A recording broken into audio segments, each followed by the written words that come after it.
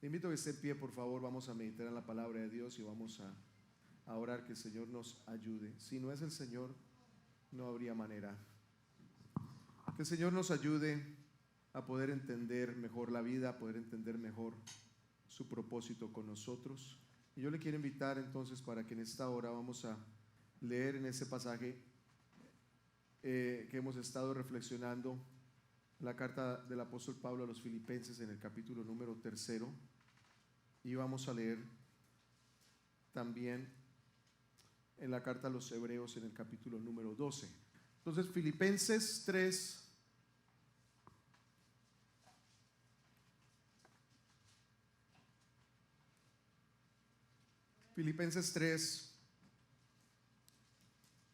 versículo 13 y 14. Vamos a leer todos al unísono. ¿Les parece? Filipenses 3, 13 y 14. Leamos. Hermanos, yo mismo no pretendo haberlo ya alcanzado, pero una cosa hago, olvidando ciertamente lo que queda atrás, extendiéndome a lo que está delante, prosigo a la meta, al premio del supremo llamamiento de Dios en Cristo Jesús. Prosigo a la meta. Leamos entonces en Hebreos capítulo número 12. Hebreos capítulo 12. Y leamos el versículo 1 hasta el versículo 3 de Hebreos 12.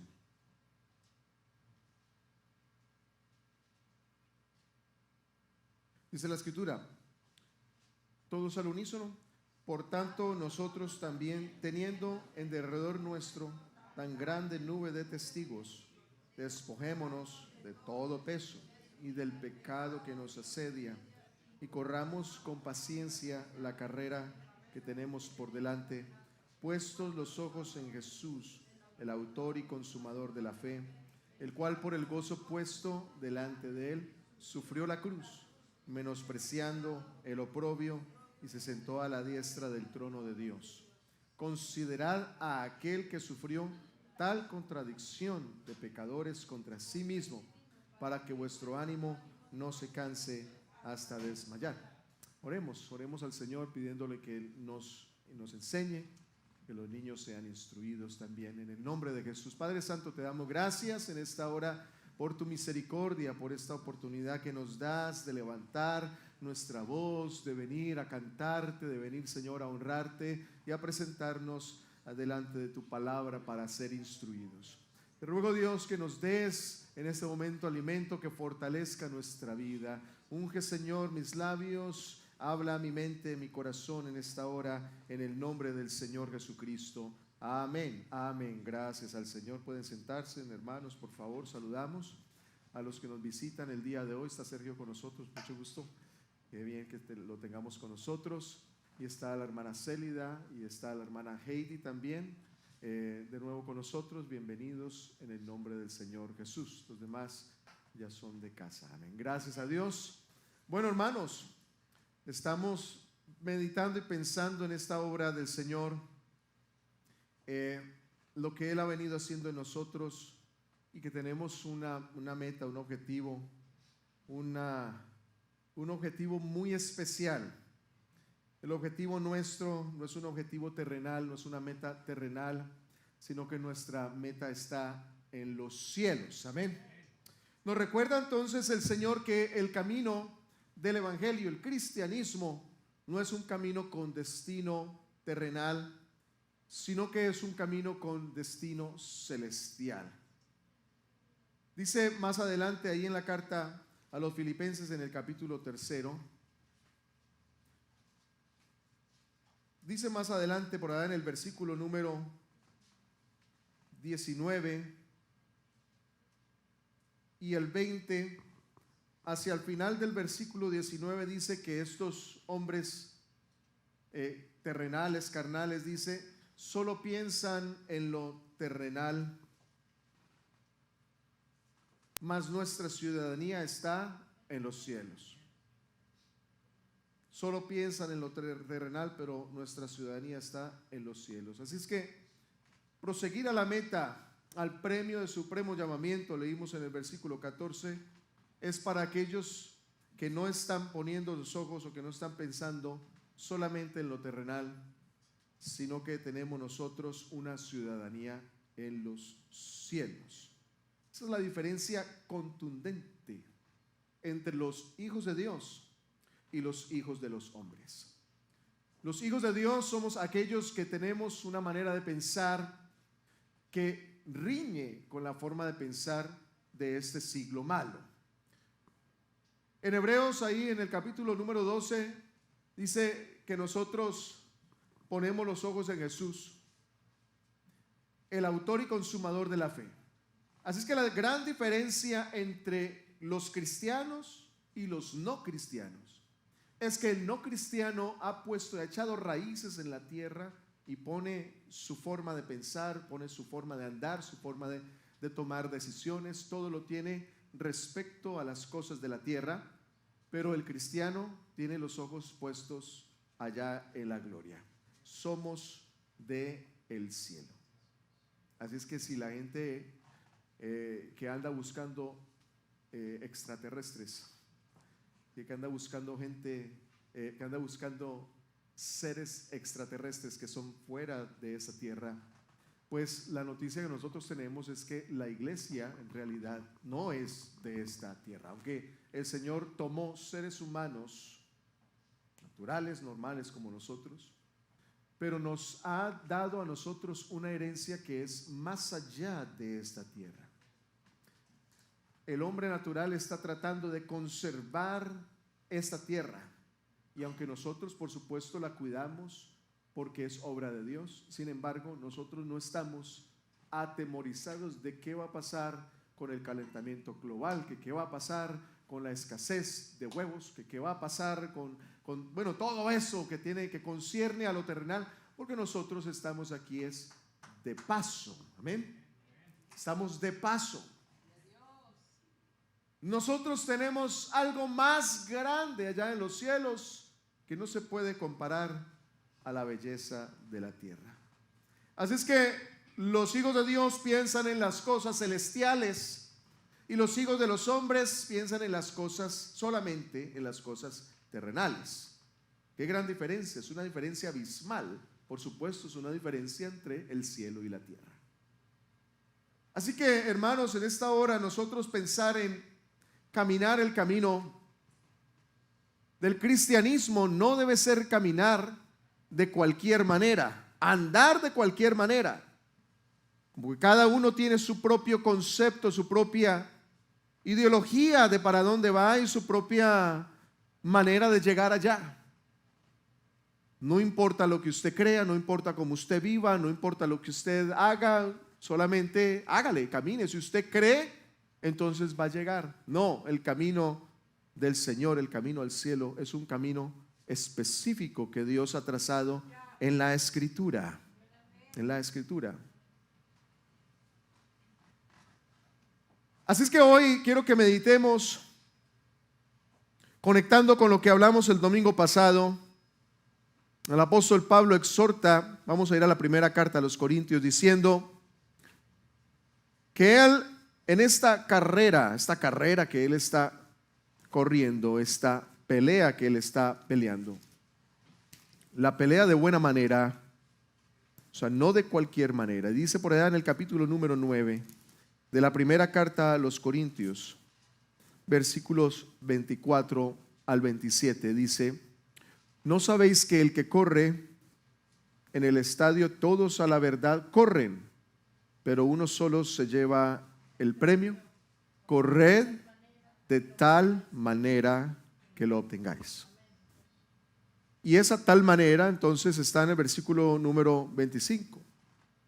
Todo el que lucha, de todo se abstiene. Ellos a la verdad para recibir una corona corruptible, pero nosotros una incorruptible, que estamos hablando de cosas celestiales, no de cosas terrenales. Así es que corremos de tal manera que nos abstenemos de cosas. Verso 26. Y entonces él dice: así que de esta manera corro, no como a la aventura. Entonces imagina que en una competencia atlética Entonces están ahí parados todos los atletas y ellos saben cuál va a ser la carrera y cuál es el destino. Ustedes se imaginan que ellos arrancaran cuando suena entonces se da la orden y arrancan y cada uno va por su lado, uno por allá, otro para allá y otro corre para este lado, como quien quiere jugar a las escondidas y trata. ¿Se acuerda cuando éramos niños que jugamos a las escondidas?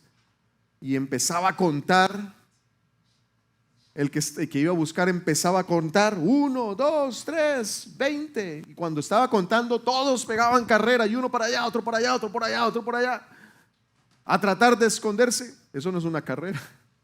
La carrera tiene carriles. Si es una carrera corta, tiene su línea. Si es una carrera larga, tiene su ruta. Pero nadie puede coger por un lado o por otro lado, sino todos siguen por la misma carrera, por la misma ruta. Entonces Pablo dice, así corro yo, no como a la aventura, no como a ver qué pasa, el día a día, a ver qué pasa hoy, a ver qué decido hoy, a ver qué me invento hoy, no, sino que corre con un destino y corre por un carril, por una avenida específica, y dice, de esta manera peleo, no como quien pelea, como quien golpea al aire. Imagínense un boxeador tratando de acertar un golpe, pero si no acierta, está pegándole al aire, se puede dislocar un hombro, se puede caer, porque va esa fuerza sin dirección, toda la fuerza sin dirección. Pablo dice, yo no golpeo sin dirección, yo doy al acierto, yo soy certero. Cada paso, cada golpe que da con certeza, cada paso que da con certeza, hermano. Nosotros no estamos aquí jugando a caminar, a ir al cielo, a ver si de pronto el Señor nos lleva. No, tenemos la ruta bien establecida, bien marcada. Jesucristo dijo, yo soy el camino, la verdad y la vida. Nadie viene al Padre sino por mí. Para poder llegar al cielo hay que seguir a Cristo, hay que caminar con Cristo, hay que oír a Cristo, hay que obedecerle a Cristo. Y nadie se pierde si obedece a Cristo. No se pierde. Son pasos certeros, son golpes certeros, no a la aventura, no a la aventura. Así es que Pablo nos da a nosotros esa tremenda lección, por supuesto, el Señor inspirándole por el Espíritu, y dice en el versículo 27, sino que golpeo mi cuerpo y lo pongo en servidumbre, no sea que habiendo sido heraldo para otros, yo mismo venga a ser eliminado. Esa sería una tragedia, ¿cierto? Que el que va dirigiendo, el que va adelante, sea eliminado. Así es que él dice, yo me cuido. Los que tienen experiencia en el Señor, en el Evangelio, los que tenemos autoridad de pronto para dirigir, somos los que más cuidado tenemos que tener. Porque no siendo, de pronto siendo heraldos, venir a ser descalificados. Así es que Pablo da esas instrucciones, hay que abstenerse y hay que ser certeros.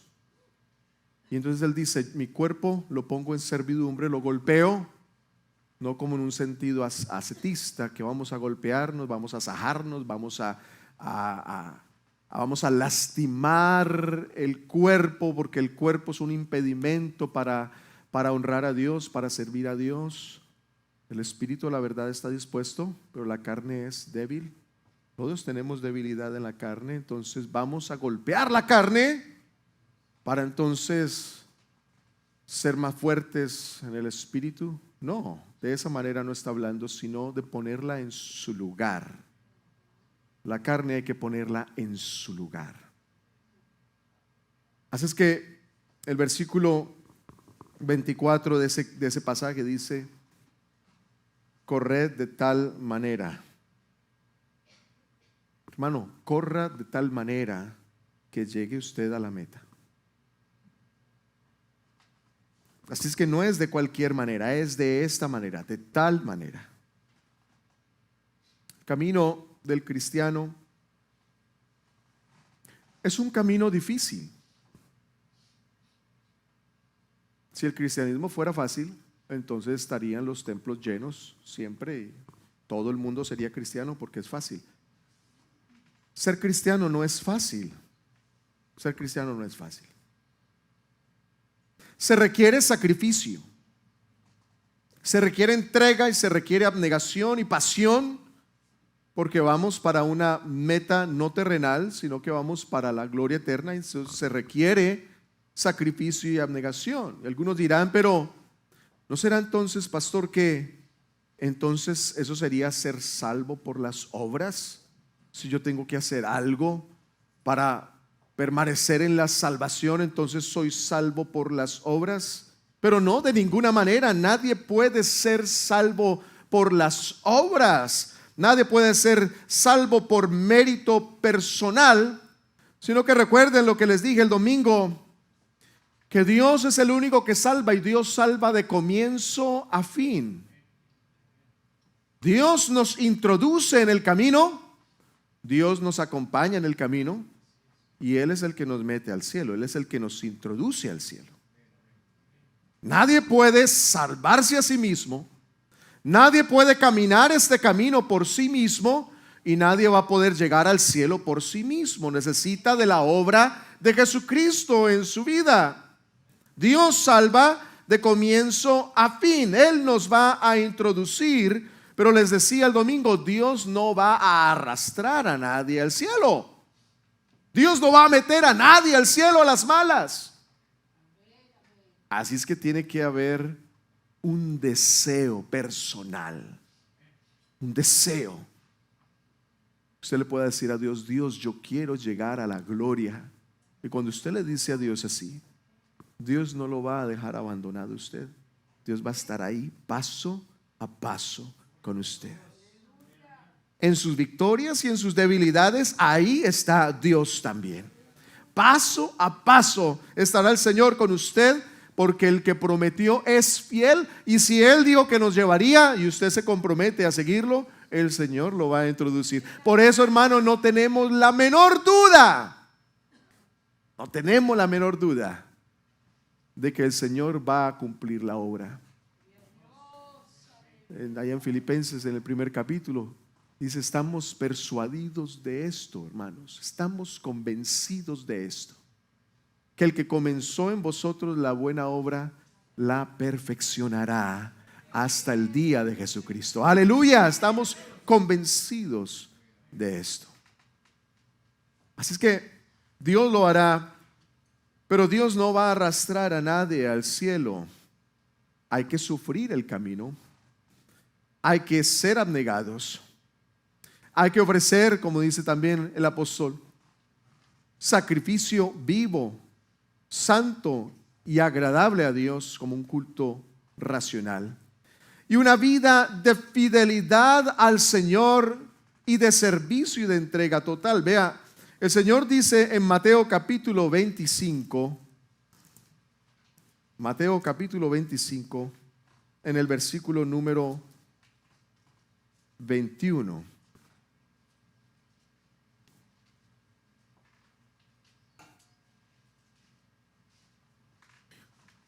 Su Señor le dijo, bien, buen siervo, ¿y qué cosa? Buen siervo y fiel. Sobre poco has sido fiel, sobre mucho te pondré, entra en el gozo de tu Señor.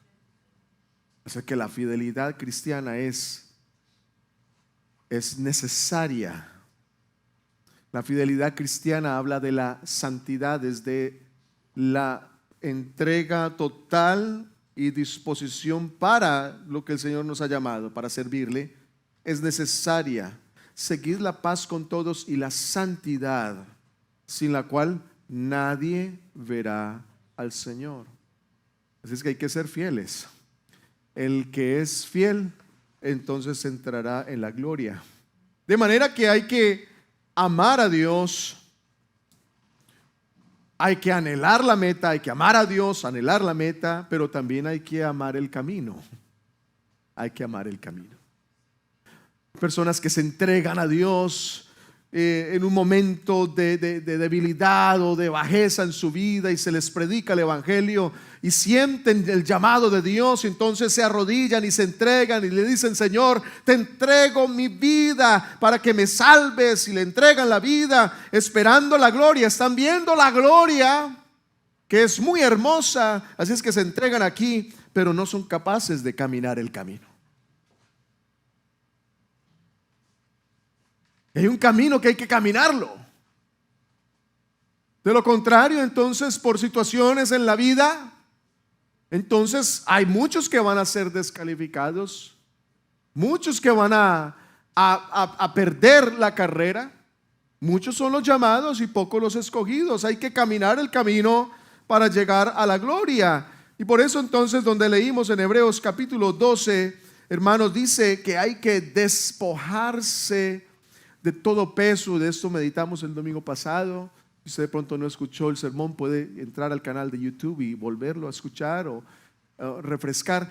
Hay que despojarse del peso y del pecado, de situaciones, de malos hábitos, de personas, relaciones que se convierten en un peso en la vida. Entonces dice Hebreos 12:1: por tanto, teniendo nosotros en derredor nuestro la nube de testigos. Está en el capítulo número 11, léalo usted de tarea, lea la nube de testigos. Dice: despojémonos de todo peso y del pecado que nos asedia, y corramos con paciencia. Hay que poner los ojos en Cristo y hay que despojarse del peso y del pecado.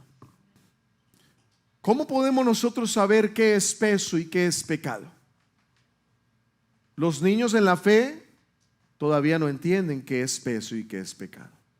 Pero a medida que van madurando en el Señor, van conociendo la palabra y van entrando en esa relación cercana con Cristo, Cristo les va mostrando las cosas que son peso en la vida y las cosas que son pecado. Eso lo revela el Señor. Nadie puede sentirse pecador si el Espíritu Santo no lo convence de pecado, de justicia y de juicio. Así es que por eso el maduro en la fe no ve las cosas como niños, sino que ve las cosas como adulto en la fe.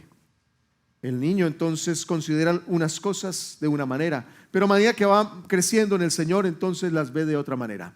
Pero cada uno de nosotros tiene conflictos y situaciones que debe atender en su vida particular, en su relación matrimonial, en su relación, en su casa con los demás, que dice la Escritura: seguir la paz con todos y la santidad. O sea que hay situaciones que debemos nosotros considerar, o hábitos en nuestra vida que se convierten en un peso que nos impide a nosotros caminar el camino del evangelio en reposo y en paz.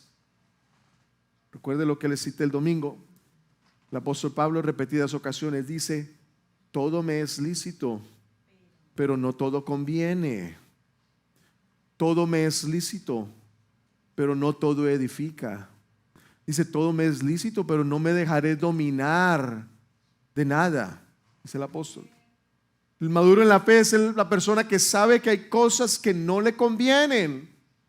No necesariamente son pecado, pero no convienen. No edifican la vida espiritual, no te dejan avanzar.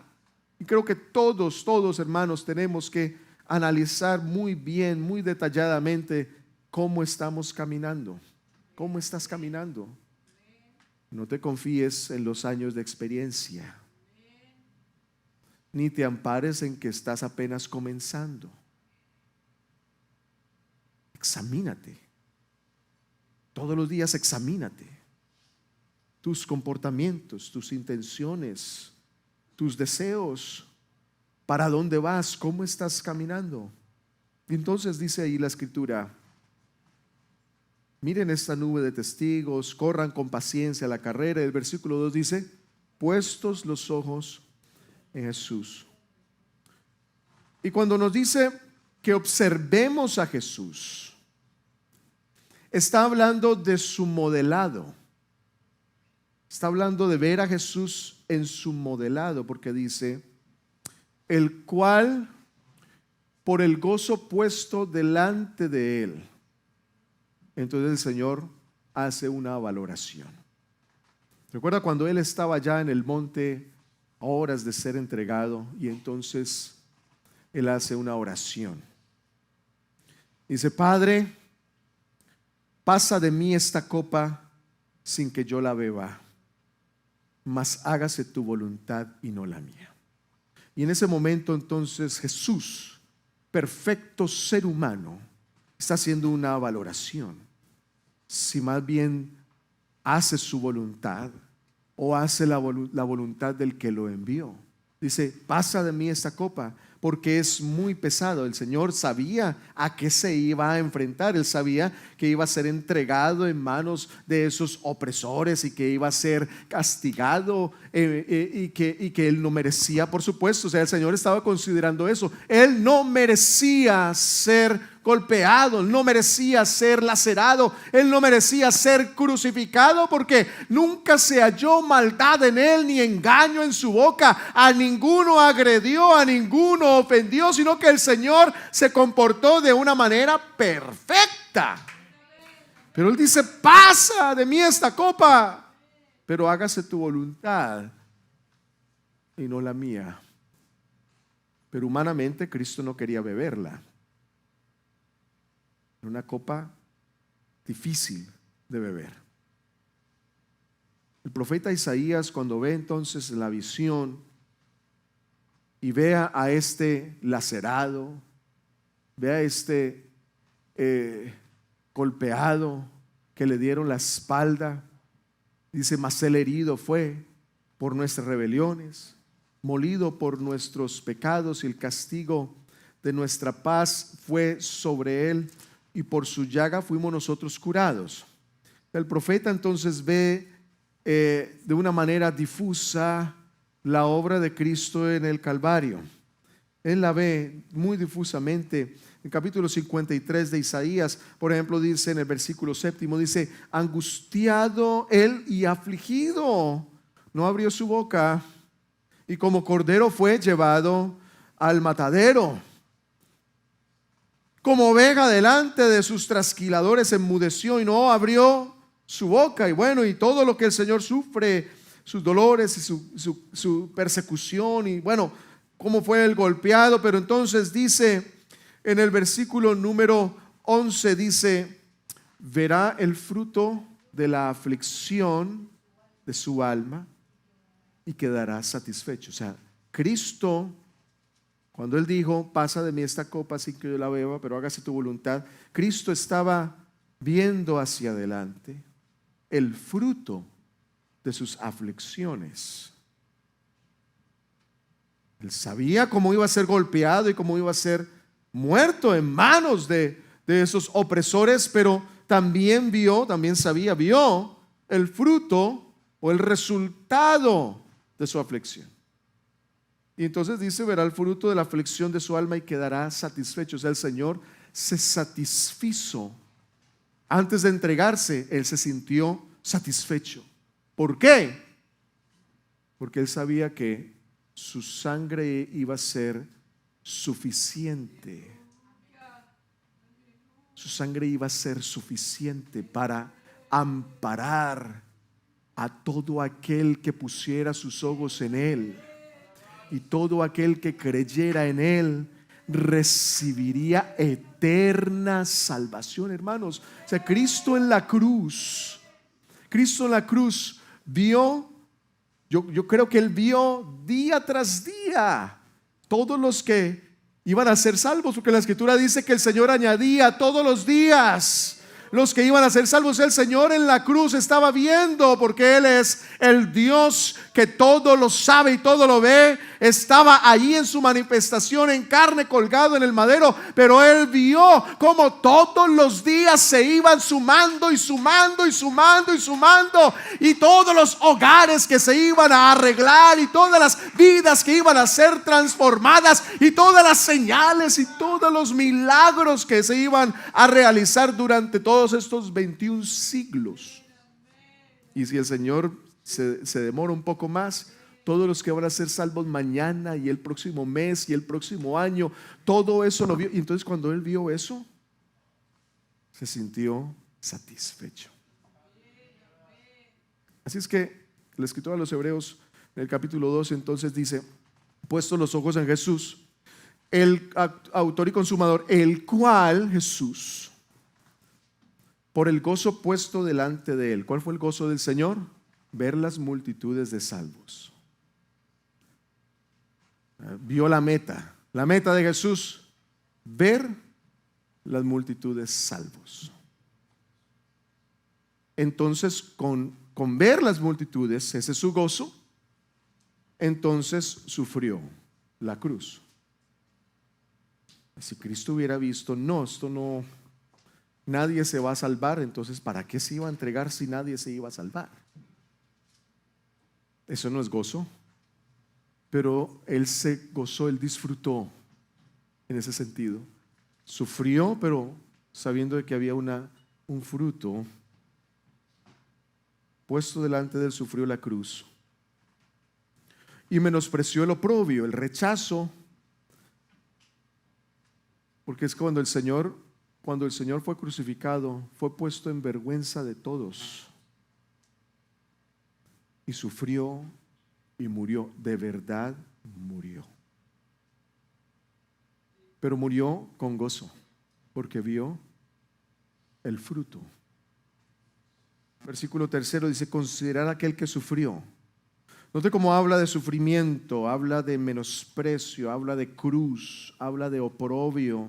Verso 3, entonces considere esto, hermano, hermana, considere a Cristo, considere su sufrimiento y el que sufrió tal contradicción contra sí mismo, para que vuestro ánimo no se canse hasta desmayar. Es decir, que la iglesia recobra ánimo, la iglesia se motiva cuando ve a Cristo sufriendo por el fruto de la salvación. La iglesia entonces corre la carrera con gozo.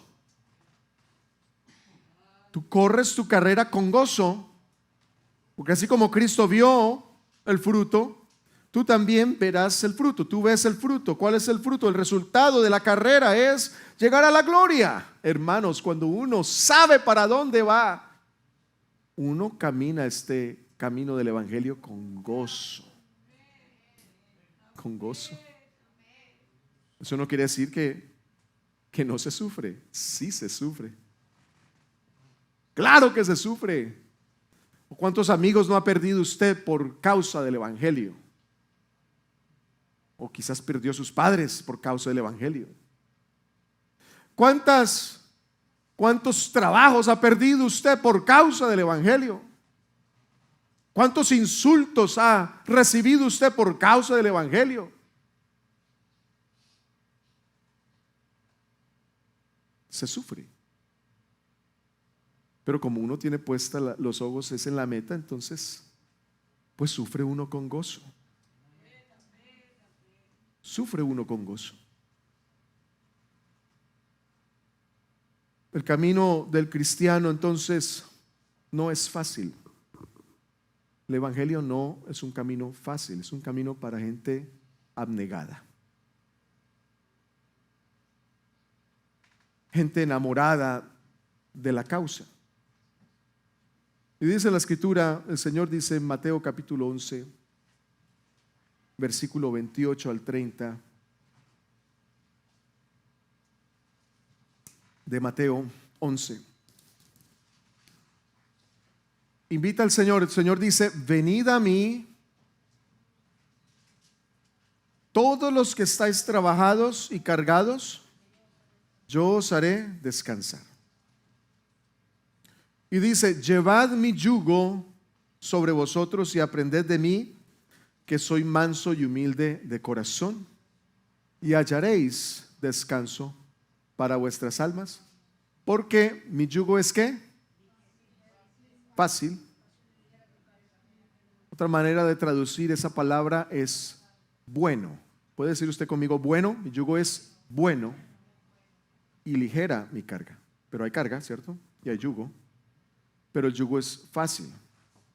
Pero lo que se está refiriendo el Señor no es a que el camino fuera fácil, sino que el yugo y la carga es fácil.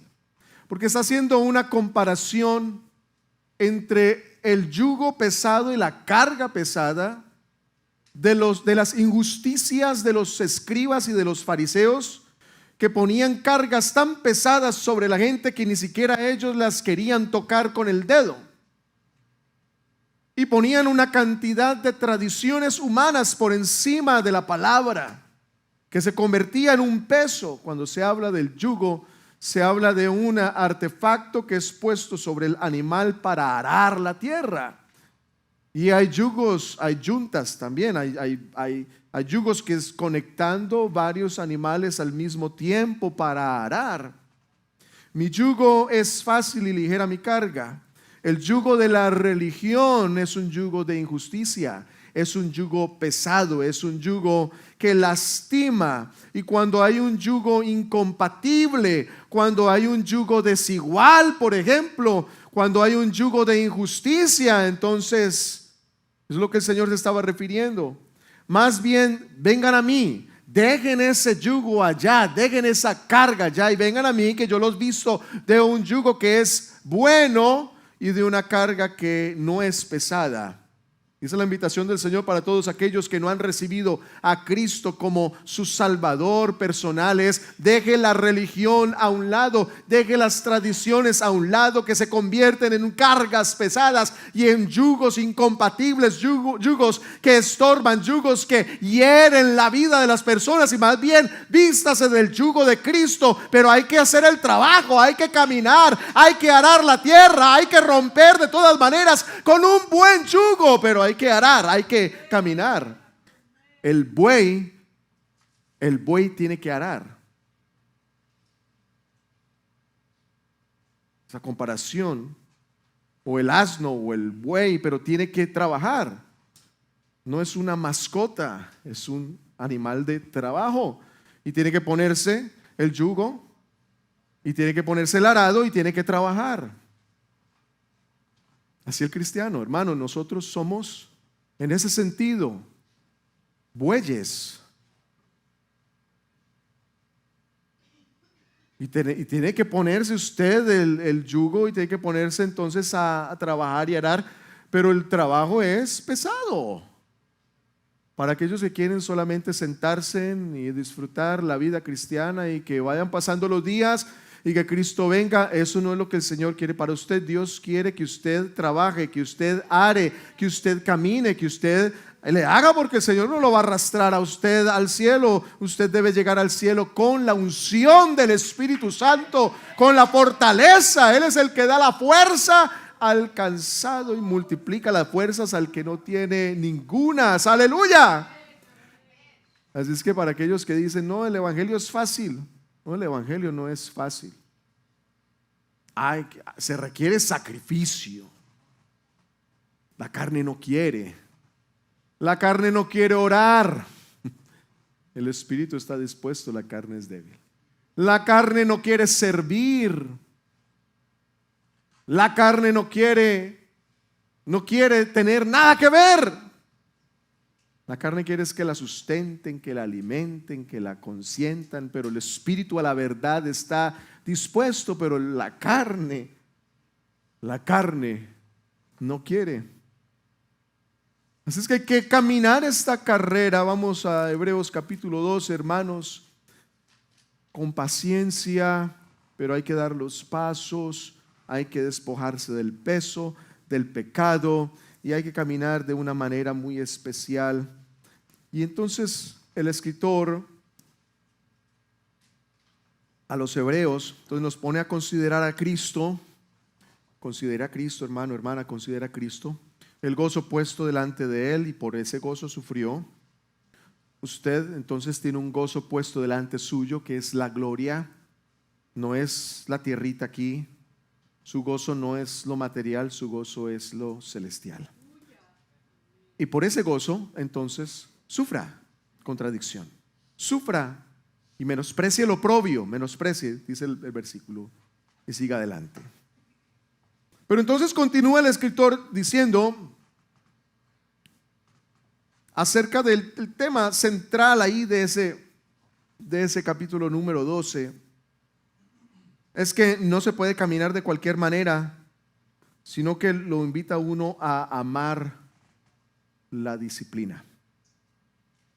amar la disciplina. Dice en el versículo número 5: y habéis olvidado la exhortación que como a hijos se os dirige, diciendo: hijo mío, no menospreciéis la disciplina del Señor, ni desmayes cuando eres reprendido por él, porque el Señor, ¿a quién disciplina? Que ama disciplina y azota a todo el que recibe por hijo. Entonces, ay, qué rico, sí, vamos a caminar, vamos a correr, vamos, pero ¿y la disciplina? Porque es que ningún atleta puede ser competitivo sin disciplina. Sin disciplina. Y la disciplina, pues, nos habla a nosotros aquí de varias cosas. Porque la disciplina no es solamente lo último que habla del azote, sino que la disciplina comienza con la instrucción. La instrucción, con la orientación, con la corrección, ¿sí? Y después el azote. Así disciplinamos a nuestros hijos, ¿cierto? Uno no puede castigar a un muchacho si uno no le ha dado primero instrucciones, y si no las sigue, no lo corrige, y después entonces se sienta la disciplina. Por supuesto, el contexto cultural es distinto. Aquí no vamos a azotar, pues, pero dentro de las normas sociales, por supuesto. Pero lo primero es lo primero. Si se educara, si se instruyera más a los niños y a los jóvenes, pues las cárceles no estarían tan llenas como lo están ahora. Pero como se deja que hagan lo que quieran y después entonces viene el castigo, pero no hubo instrucción. Pero el Señor, a quien ama, disciplina y corrige. ¿Sí? Versículo número 7 dice: si soportáis la disciplina, Dios os trata como a hijos, porque ¿qué hijo es aquel a quien el Padre no disciplina? Pero si se os deja sin disciplina, de la cual todos han sido participantes, entonces sois bastardos y no hijos. El bastardo es esa persona que su padre no lo reconoció. Entonces fue criado solamente con la disciplina de su madre, vamos así. Pero no hubo esa figura paterna de disciplina y de instrucción. Entonces, si se os deja sin disciplina, sois bastardos y no hijos. Nosotros necesitamos la disciplina de Dios. Amén. Necesitamos la dirección de Dios, que Dios nos estorbe cuando vamos medio torcidos y nos corrija el caminado. Necesitamos que Dios nos arregle el caminado cuando vamos torcidos. El buen pastor, otra figura también, disciplina a las ovejas, las corrige, ¿cierto? Las corrige. Tu vara y tu callado me infundirán aliento. ¿Sí? Él, cuando nos desviamos, nos dirige. El buen pastor nos dirige. Y entonces, hablando entonces de esta disciplina que necesitamos nosotros, hermanos, la disciplina de Dios. Por eso es que no debe haber un cristiano, es que no puede haberlo, un cristiano que no tenga un pastor. No puede haberlo. Hay gente que dice: no, yo en la casa yo leo solo, yo en la casa canto solo, yo oro solo, y no tiene un pastor. No puede haberlo. A veces le dice uno a la gente: no, pero yo no necesito la conexión con la iglesia. Pues son personas, claro, personas que no tienen el temor de la palabra, por supuesto. Pero si se nos deja sin disciplina, entonces nosotros vamos es por donde se nos ocurre a nosotros. Y eso no es lo que el apóstol Pablo dijo, sino que él dice: yo de esta manera corro, no como a la aventura, no como a la aventura. Aquí hubo una persona que se bautizó y dejó de asistir. Apenas se bautizó, dejó de asistir. Y entonces se le visitó y se le preguntó precisamente eso. ¿Qué pasó? ¿Por qué no quiere asistir? Eso hace ya varios años, como unos 6 años quizás. Dice, no, yo he descubierto que aquí yo recibo, antes de pandemia, antes de live streaming y de todo esto, ¿no? Allá sola la persona, un recién bautizado, imagínense, no, yo aquí solo recibo. Pero ¿y la disciplina? ¿Y la disciplina del Señor? Porque ¿quién puede entender sus propios errores? ¿Cierto? ¿Cierto que uno no se la pasa todo el día, oiga, yo sí que soy esto, mire, yo voy mal, ¿no? Uno es muy buena persona consigo mismo. ¿Quién puede entender sus propios errores? Entonces dice, líbrame de los que me son ocultos. ¿Pero cómo? Con la disciplina. Y entonces más adelante dice el escritor a los Hebreos, por supuesto, son cosas que dice el versículo 9, por otra parte tuvimos a nuestros padres terrenales que nos disciplinaban y los venerábamos, ¿verdad? Ya después de que cuando uno creció, entonces uno entendió, no, la disciplina de mis padres fue importante, gracias a Dios por la disciplina de mis padres. Pero cuando éramos muchachos, la disciplina. Y eso es lo que dice aquí, mire cómo dice, los venerábamos. Entonces hace la pregunta, ¿por qué no obedeceremos mucho mejor? Versículo 9, al Padre de los Espíritus. O sea, si obedecíamos allá a los padres terrenales, ¿cómo no vamos a obedecer al Padre de los Espíritus y viviremos? Y aquellos ciertamente por pocos días nos disciplinaban como a ellos les parecía. Y de pronto usted puede decir, no, mis padres se excedieron un poco. Por aquí mis padres se excedieron un poco, pero entonces como les parecía, era lo que conocían, ¿sí? Trataron de hacerlo mejor. Ciertamente, entonces, como les parecía, pero el Señor, para lo que nos es provechoso. ¿Para qué nos disciplina el Señor? Lee ahí, ¿para qué? Participemos de su santidad. Hermanos, no hay santidad si no hay disciplina. No hay santidad sin disciplina. No la hay. Tiene que el Señor decirnos, por eso es que insiste el Señor y repite e insiste, tengan vida santa, sean personas piadosas, sean personas. El Señor nos dice en su palabra que debemos nosotros apartarnos de las cosas que destruyen nuestra vida, que destruyen el cuerpo, que debemos nosotros quitarnos tantas cosas. Bueno, y esta santidad que recibimos por la disciplina, entonces versículo 11, entonces dice, es verdad, o sea, él no se puede desmentir, es verdad que ninguna disciplina al presente parece ser causa de gozo. Pues, hermanos, cuando nos disciplinaron nuestros padres, nosotros no estábamos contentísimos. Es que mi papá y aquí está sentado. Ay, no, gracias. Imagínese Jonathan de 11, 12 años. Gracias, disciplíneme más fuerte, por favor, para yo caminar derechito. No, ninguna disciplina es causa de gozo, sino de tristeza. La disciplina lo hace sufrir. Y hablando de la disciplina de un atleta, entonces los atletas se abstienen de cosas, se abstienen de comer ciertas cosas, se abstienen de cierto estilo de vida. El atleta se abstiene de ciertas relaciones, está enfocado, está ubicado, pero eso no le produce gozo. Pero lo que le produce gozo es el rendimiento después. El rendimiento, ¿cierto?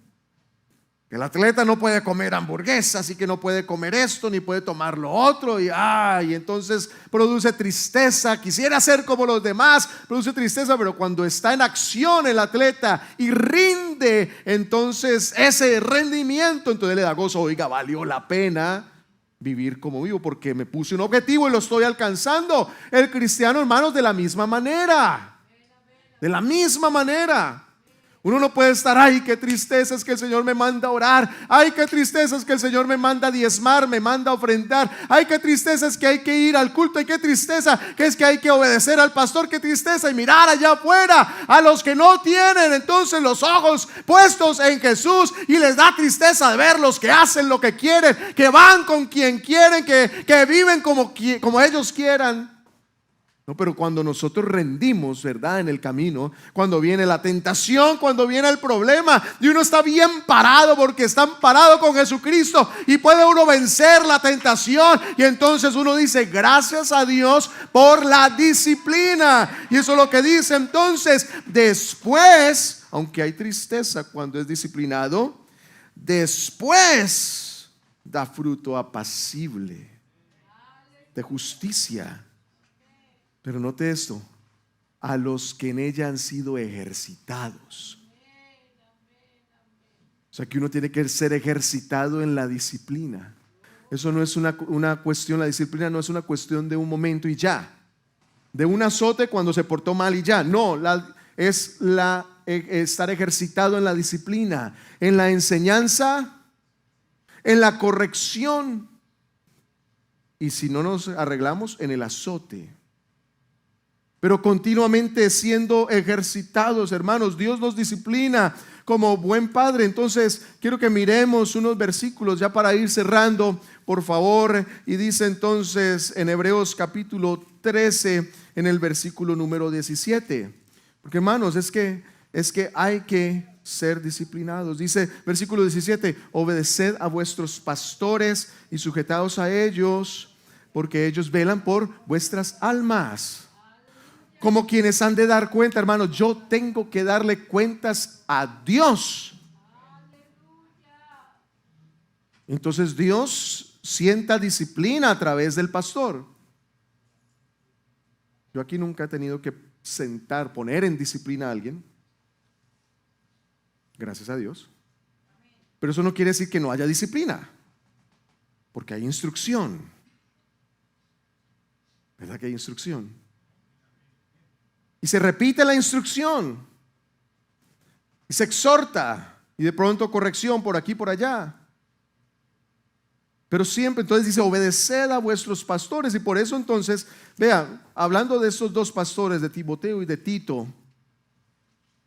Timoteo y Tito, en la segunda carta a Timoteo, vamos a leer en el capítulo número 4, segunda Timoteo 4, en el versículo número primero dice, te encarezco. Oiga, eso se lo está diciendo al pastor, porque el pastor tiene una responsabilidad muy seria, muy seria. Hermanos, qué bella la iglesia aquí, qué bella la iglesia, de verdad se los digo. Estoy enamorado de la iglesia acá, vivo enamorado. Pero no solamente eso, sino los que nos dirigen, los diáconos también están enamorados de la iglesia, pero es el resultado de la disciplina. Y dice, te encarezco delante de Dios y del Señor Jesucristo, que juzgará a los vivos y a los muertos en su manifestación y en su reino. Y dice, que prediques la palabra, que instes a tiempo y fuera de tiempo. O sea, no solamente, pastor, se le acabó, ya se le pasó el tiempo, pues fuera de tiempo también.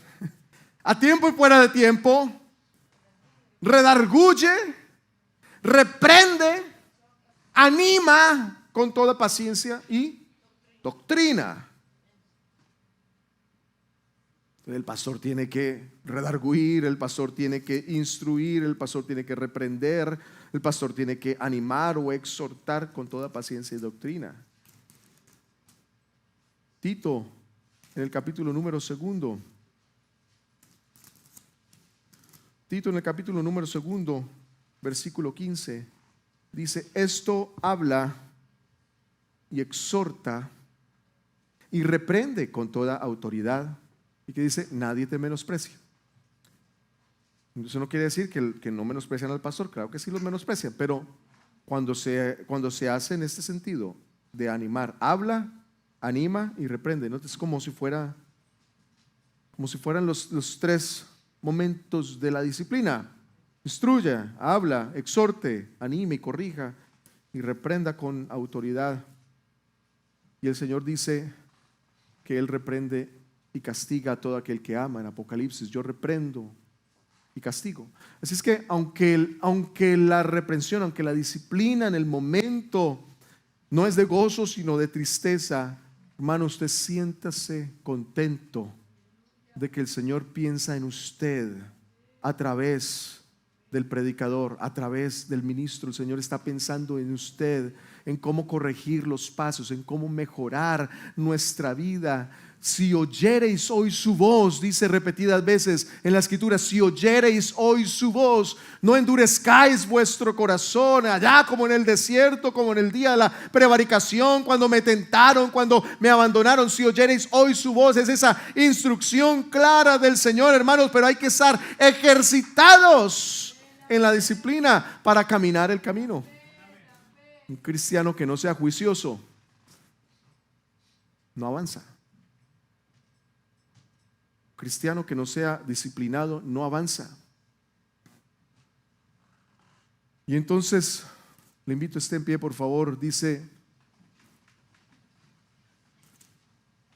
bueno, este camino,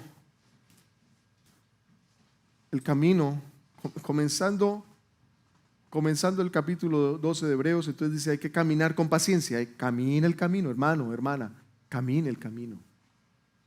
Hacia la mitad nos dice que debe ser con disciplina, con la instrucción y con la disciplina.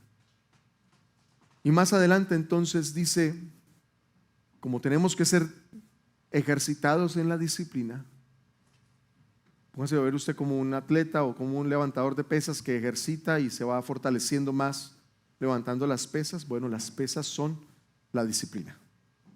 La disciplina y la reprensión del Señor y el castigo. ¿Cómo están sus músculos? ¿Están fortalecidos o sigue igual de débil? ¿O de pronto no pueden ni levantarlas? Dice el versículo 12 del 12, por lo cual levantad las manos caídas. ¿Cómo puede levantar las manos caídas? Por lo cual, razón de la disciplina, levantad las manos caídas y las rodillas paralizadas y haced sendas derechas para vuestros pies. ¿Para qué queremos sendas derechas si no es para caminarlo? Para que lo cojo no se salga del camino. Así es que el camino del evangelio es imposible de caminar sin disciplina, pero con la disciplina entonces usted puede levantar las manos caídas, las rodillas si las tiene paralizadas, que no puede andar, hermano, hermana, si usted no ha podido andar, si dan pasos así como bien lentos, si no quiere usted caminar más, pero hay peso y hay pecado y hay situaciones y hay cosas que tienes que solucionar, entonces habla con el Señor y dile: Señor, me someto a tu disciplina. Cuando usted le dice me someto a tu disciplina, como de manera milagrosa levanta usted las manos caídas y las rodillas paralizadas vuelven de nuevo a tener movilidad y se hace la senda derecha debajo de sus pies. Usted camine, hermano, si usted está en la disciplina del Señor, usted va a avanzar hacia la meta de verdad. Que no le damos gracias al Señor en esta hora y nos rendimos a Él. Ríndase al plan de Dios. Ríndase al plan de Dios. Sométase al plan de Dios.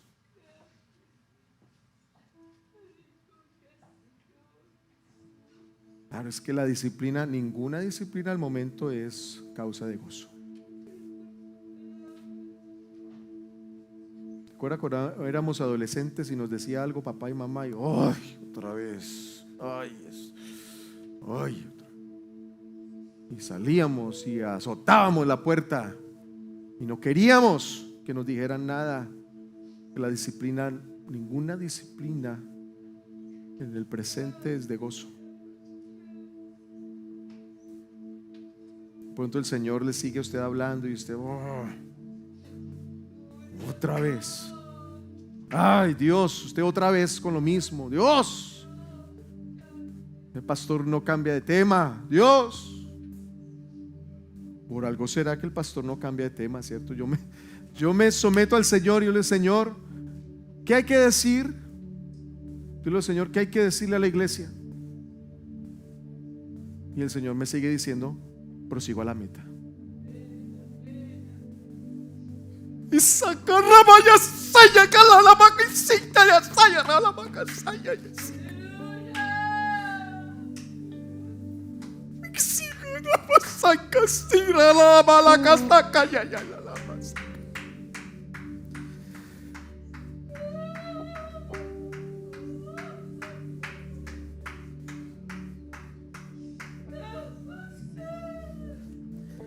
Hay que andar el camino, hay que caminar el camino. Hermanos, esto no es un juego. ¿Qué estás esperando? Que sigan pasando los años y volverte viejo y morirte y ya. ¿Qué estás esperando? Si no caminas hoy, entonces ¿cuándo te vas a decidir por caminar? ¿Cuándo se van a arreglar esas situaciones? ¿Cuándo te vas a despojar del peso y del pecado? ¿Cuándo va a ser que vas a tomar la decisión de despojarte del peso y del pecado para que corras con paciencia? Y si el Señor te tendrá que seguir insistiendo, pues es para su provecho. Porque así como los padres corregimos a nuestros hijos, y se repite hasta que aprende. Bueno, así es Dios con uno. Gracias a Dios que el Señor es paciente. Dios es paciente conmigo. ¿Qué tal que Dios fuera impaciente? Ya no le voy a volver a decir, sino que lo voy a castigar de una. Ya lo voy a eliminar. Pero Dios es paciente, es paciente. Solo le quiere dar gracias a Dios por la paciencia del Señor. Misericordioso y clemente es Jehová, lento para la ira, grande en misericordia. Él es grande en misericordia.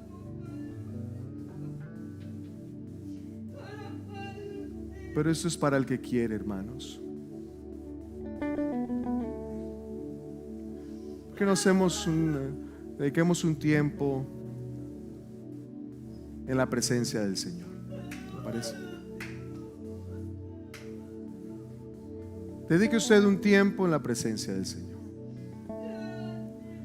Aproveche que de pronto sus hijos están abajo, y aproveche y dedique un tiempo a la presencia del Señor.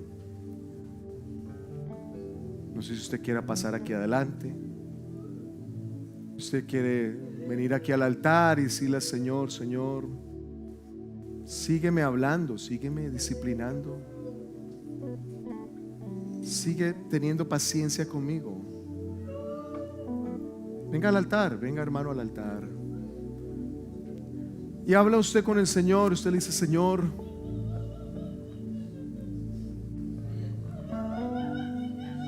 ayúdame. Si te sientes que no estás caminando como tú antes caminabas, te has frenado, dile: Señor, ayúdame. Y el Señor no te va a hacer a un lado. El Señor no te va a mirar rayado, no, Él te va a recibir porque Él te ama, Él te disciplina, pero Él te ama, Él te recibe. Dile: Señor, yo quiero caminar, yo quiero avanzar, yo quiero rendirme más a tu palabra, yo quiero comprometerme más con la causa, yo quiero servirte más, yo quiero cantarte más, yo quiero adorarte más. Dile al Señor: yo quiero ser un instrumento en tus manos, Señor. Gracias por tu paciencia.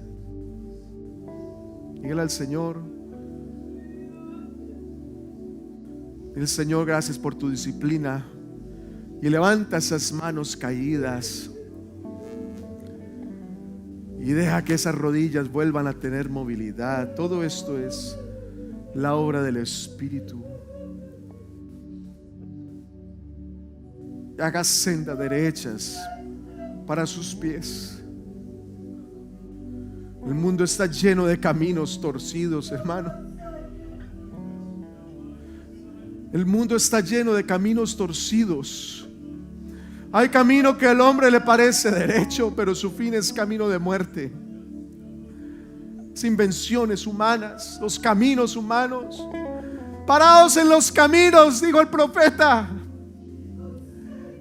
Paraos en los caminos y preguntad entre las sendas antiguas cuál sea el buen camino, y andad por él y hallaréis descanso para vuestras almas. Así es que pregúntese ahora: ¿será que estoy caminando un camino que no es?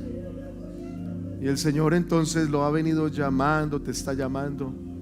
Venid a mí, todo el que está trabajado y cargado, yo lo haré descansar. ¿Quiere alguien más venir al altar? Vamos a orar, dediquemos un tiempo. Hermano Orlando, vamos a orar por la iglesia. Diáconos, vamos a orar por la iglesia. Que la presencia del Señor inunde su vida, que la presencia del Señor toque su corazón y dígale: Señor, voy a caminar, voy a caminar, voy a caminar. Voy a caminar el camino, que a veces se pone duro, a veces se pone difícil, pero lo voy a caminar.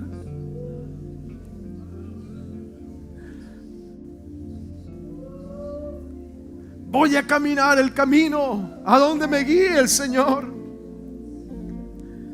Pero sabemos que hay una gloria preparada. Una gloria preparada. Aleluya. Oh Señor Jesús, Señor Jesús, Señor Jesús, Señor Jesús. Aleluya, aleluya, aleluya, aleluya. Vengo a ti, Señor. Cámbiame, renuévame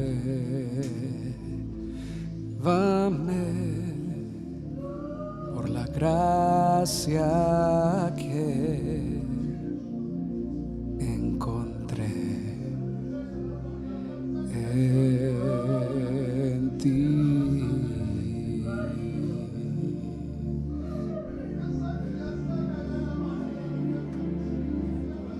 Ahora sé que las debilidades que hay en mí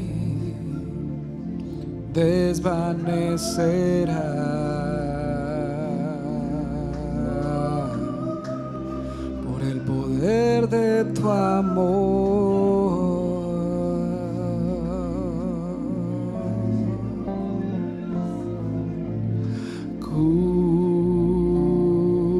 Cúbreme con tu amor, rodéame.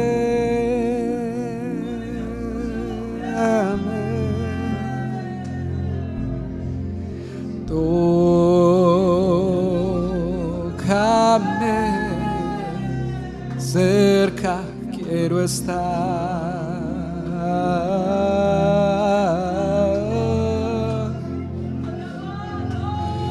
Y al esperar nuevas fuerzas yo tendré, y me levantaré como las águilas por el poder de tu amor.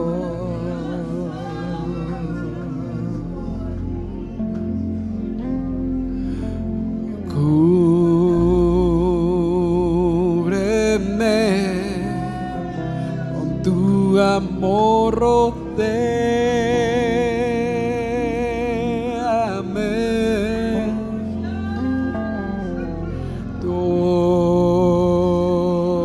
Tócame, cerca quiero estar.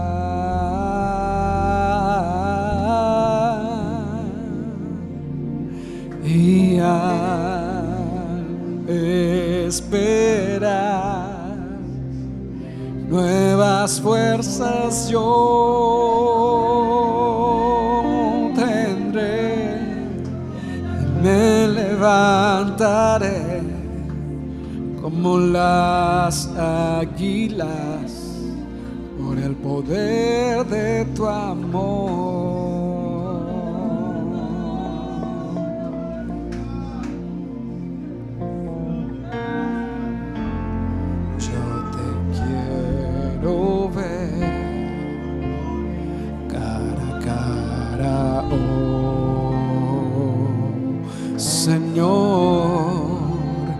conocer así más de ti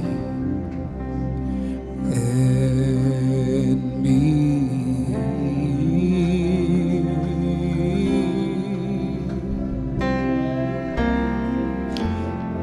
Prepárame, Señor, para hacer tu voluntad, viviendo cada día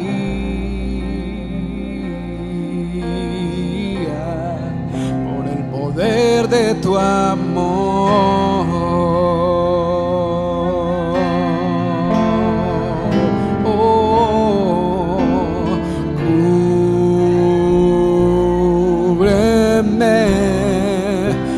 Con tu amor rodéame,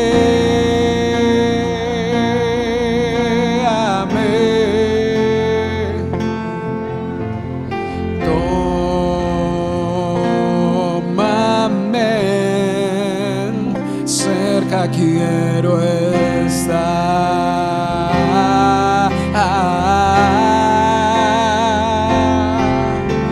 y al esperar nuevas fuerzas yo tendré y me levantaré como las águilas. Poder de tu amor.